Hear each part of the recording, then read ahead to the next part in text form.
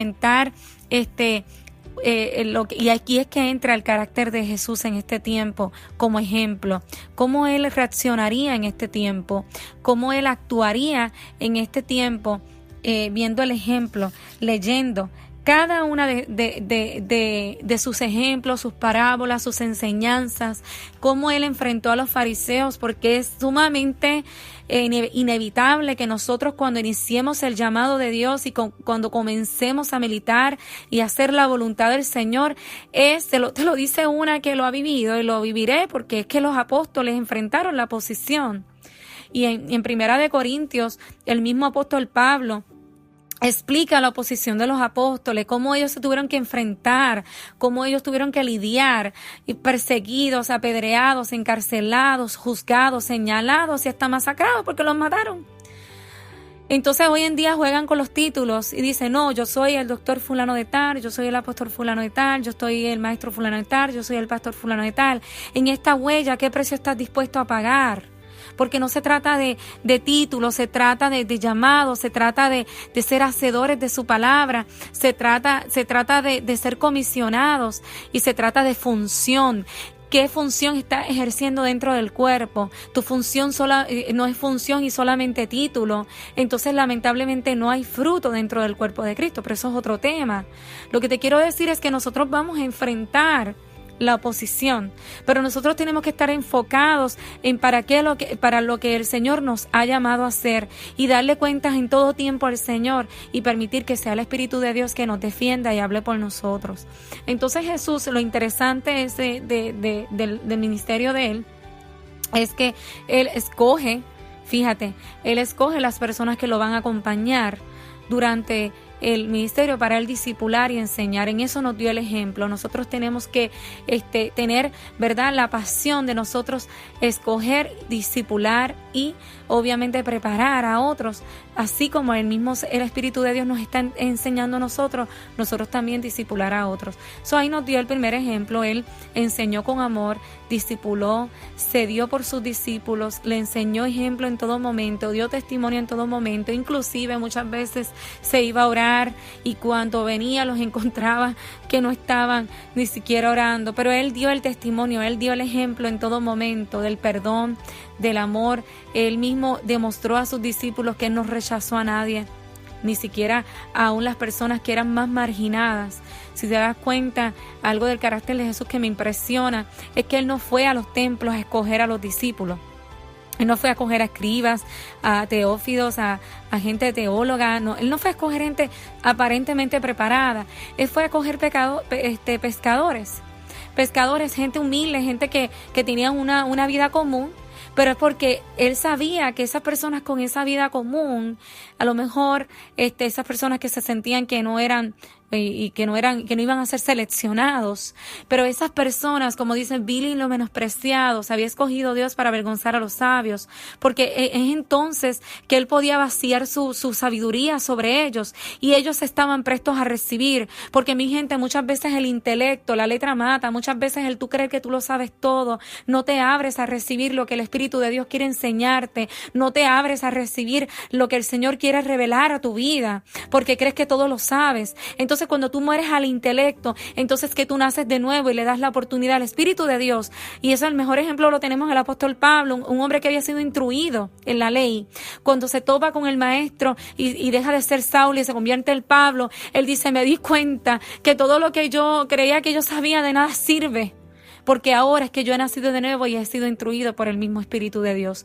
Entonces, ¿qué sucede? En este ejemplo que estoy viendo es que Él escogió estos discípulos porque sabían que eran personas que se iban a dejar moldear, porque no había una amenaza de intelecto que iba a tratar de interponerse entre la enseñanza. Entonces, ¿qué sucede? Otra cosa, Él le dio el testimonio de la humildad, del servicio. Mucha gente se le cuesta trabajo recibir porque se sienten, no, es que yo tengo que dar. No, muchas veces tú tienes que aceptar también recibir, aparte de dar. Tienes que aceptar que te laven los pies simboliza servicio, simboliza humildad, simboliza el que cuando el que quiere ser yo le digo el ejemplo a Pedro cuando dijo lávame completo, entonces si eso significa que voy para el reino de los cielos, le dijo el que quiera ser mayor va a ser el menor. Entonces le dio ahí el ejemplo de humildad. Y por ahí sigo cuando él enfrentó a los constantemente la persecución de los maestros y de los teólogos. Y hay gente que siempre te van a perseguir y van a mirar todo lo que tú estás haciendo, a ver en qué te equivocas, para ellos rápido proyectar su intelecto, para tratar de menospreciarte, tratar de ponerte en poco. Pero el Señor te dice, como Pablo le decía a Timoteo, que nadie tenga en poco tu juventud, sino ese ejemplo. Y él le dijo, el mismo Pablo le dijo a Timoteo, defiende el evangelio en fuera de tiempo. Él sabía sabía que Timoteo se iba a enfrentar a lo mismo que se enfrentó y lo que se enfrentó Jesús, a los que más saben, a los que se creen que más conocen y a los que muchas veces son los que estorban o quieren impedir que la obra de Dios se cumpla.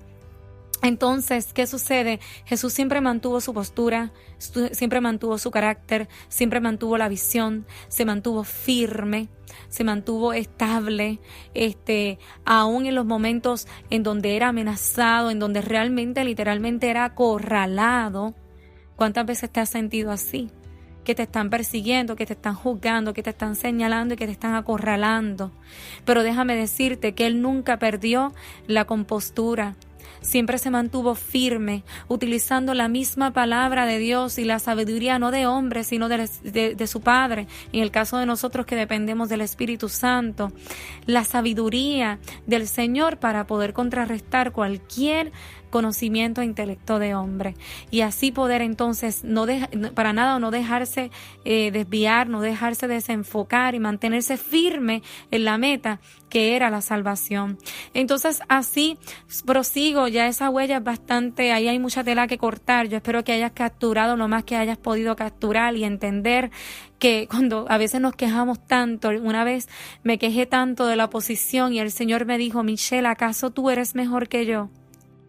Y eso me impactó, porque yo decía, wow, Señor, jamás yo sería mejor que tú. Y Él me decía, pues entonces soporta la oposición como yo la soporté. Porque de cierto te digo que yo estaré enfrente de ti y yo guardaré tu camino. Y no serás tú, sino seré yo a través de ti.